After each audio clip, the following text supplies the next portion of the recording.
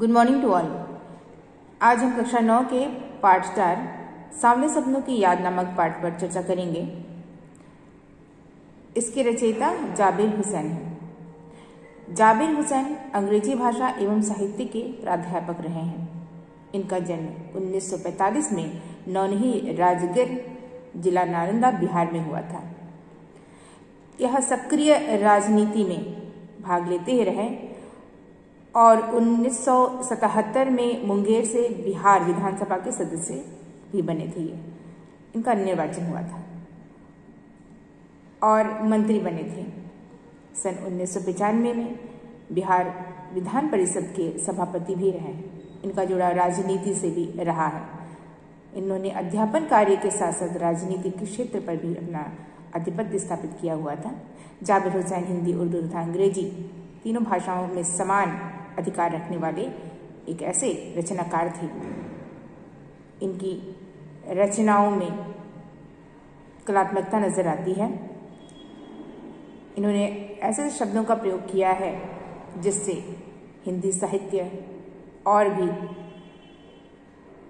मजबूत हो जाती है। अपने लंबे राजनैतिक सामाजिक जीवन के अनुभवों में उपस्थित आम आदमी के संघर्षों को उन्होंने उभारने का प्रयास किया है। धरातल पर रहकर आम जनता के दुखों को उभारने का प्रयास यह अपने साहित्य में करते रहे हैं। संघर्षरत जीवन को प्रदर्शित करने का प्रयास इन्होंने अपनी लेखनी में किया है। जाबिर हुसैन ने डायरी विधा में अभिनव प्रयोग किया है जो अपनी प्रस्तुति शैली और शिल्प में नवीन दिखाई जान पड़ती है। यह जो पाठ है सांवले सपनों की याद संस्मरण, जो याद है सांवले सपनों की याद यानी कि एक ऐसी याद जो कभी पक्षी वैज्ञानिक सालिम अली के द्वारा देखी गई थी। उन्हें इस बात की अधिक से अधिक चिंता है कि कहीं यह याद ही बनकर न रह जाए और यह सांवला ही ना हो जाए। यह उनके कार्यों की ओर संकेत यह पाठ करता है और इसके माध्यम से, इस पाठ के माध्यम से जाबिर हुसैन यह चाहते हैं कि भारतवर्ष में ऐसे बच्चे सामने आए जो इनके कार्यों को आगे संचालित करते रहें। सालिम अली की भांति ही अनेक वैज्ञानिक उभर कर आए और वह उनके कार्यों को आगे बढ़ाने का प्रयास करें। अपनी नवीन विधा के माध्यम से इन्होंने अपने पाठ को आकर्षक बनाने का भी प्रयास किया है।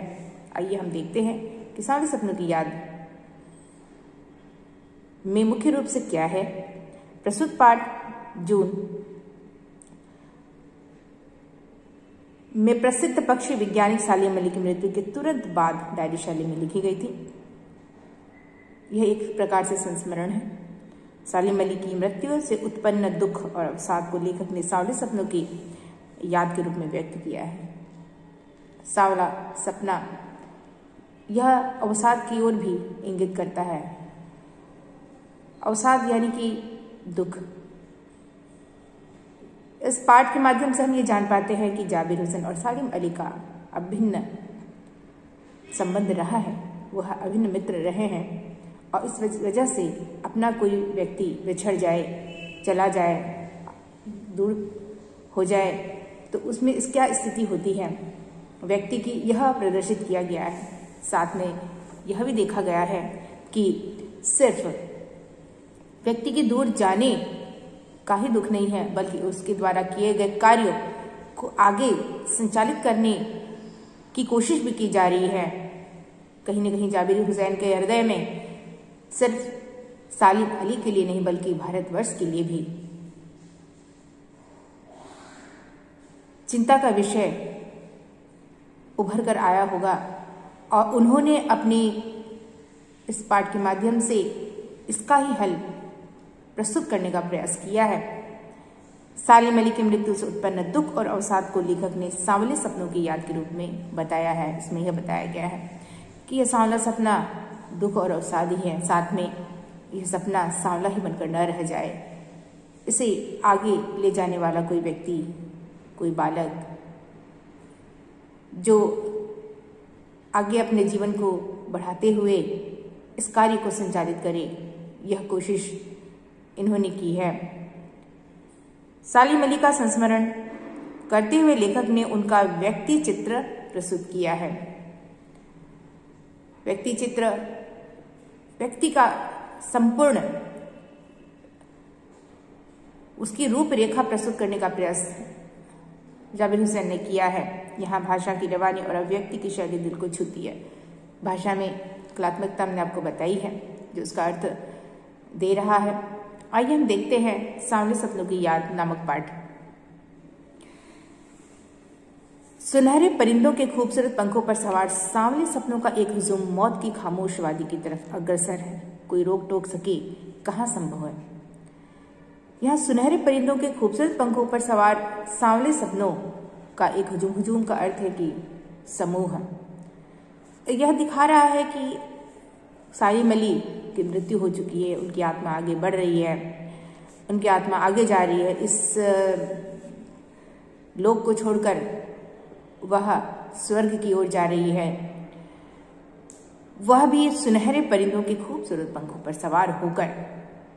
सुनहरे परिंदों के पंखों का यहाँ संकेत रूप में हम देख सकते हैं कि उन्होंने इस प्रकार का कार्य किया है कि ईश्वर ने भी उन्हें सुनहरे यानी कि सोने के रंग के परिंदों के खूबसूरत पंखों पर सवार होने का विशेष मौका प्रदान किया है।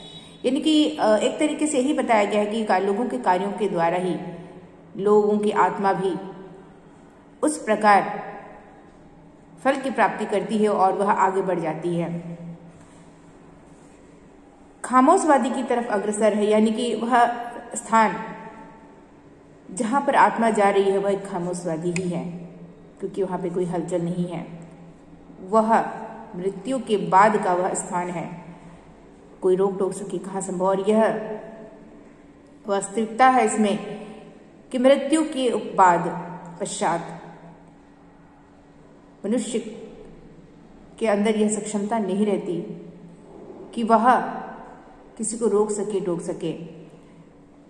फिर से एक बार मैं इस लाइन को पढ़ती हूँ। सुनहरे परिंदों के खूबसूरत पंखों पर सवार सांवले सपनों का एक हुजूम मौत की खामोश वादी की तरफ अग्रसर है, कोई रोक टोक सके कहाँ संभव है। मृत्यु के उपरांत आत्मा जारी है, कोई रोक टोक सकने वाला नहीं है। किसी भी मनुष्य के अंदर यह सक्षमता नहीं है। आगे का अनुच्छेद है। इस हुजूम में आगे आगे चल रहे हैं सालिम अली। सालिम अली नामक व्यक्ति जो पक्षी वैज्ञानिक, प्रसिद्ध पक्षी वैज्ञानिक हमारे देश के रहे हैं, इनका नाम यहाँ अंकित है। यह इस हुजूम के सबसे आगे आगे बढ़ रहे हैं, सबसे आगे चल रहे हैं। अपने कंधों पर सैलानियों की तरह अपने अंतहीन सफर का बोझ उठाए इस भांति वो चल रहे हैं जैसे कोई यात्री यात्रा करता हुआ आगे बढ़ रहा है।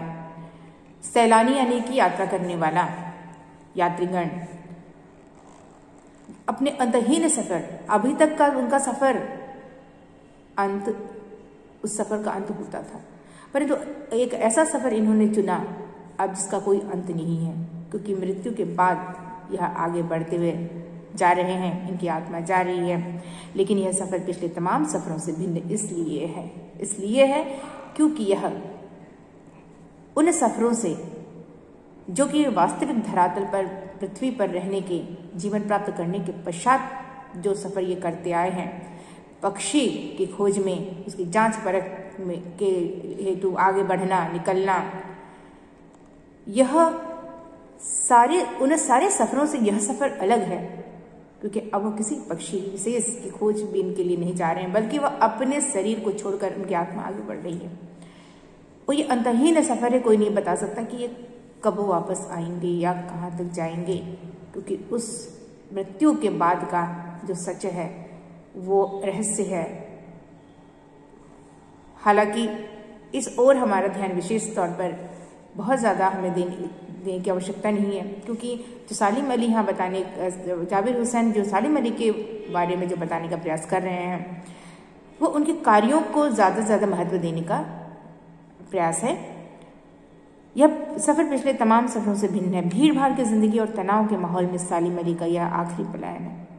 यह भी सत्य है कि इस भीड़ भाड़ की जिंदगी से वो पलायन कर गए हैं, एक स्थान को छोड़कर दूसरे स्थान पर चले गए हैं पलायन करते, और यह उनका आखिरी पलायन है। यह जो जा रहे वापस लौट कर नहीं आएंगे, ये आखिरी पलायन है।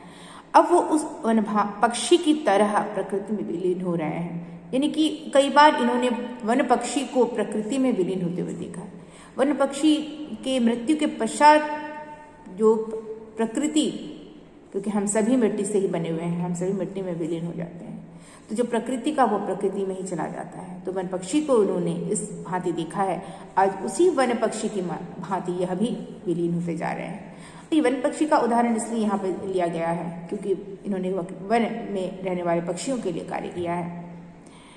जो जिंदगी का आखिरी गीत गाने के बाद मौत की गोद में जा बसा हो, कोई अपनी जिस्म की हरारत और दिल की धड़कन देकर भी उसे लौटाना चाहिए, तो वह पक्षी अपने सपनों के गीत दोबारा कैसे गा सकेगा?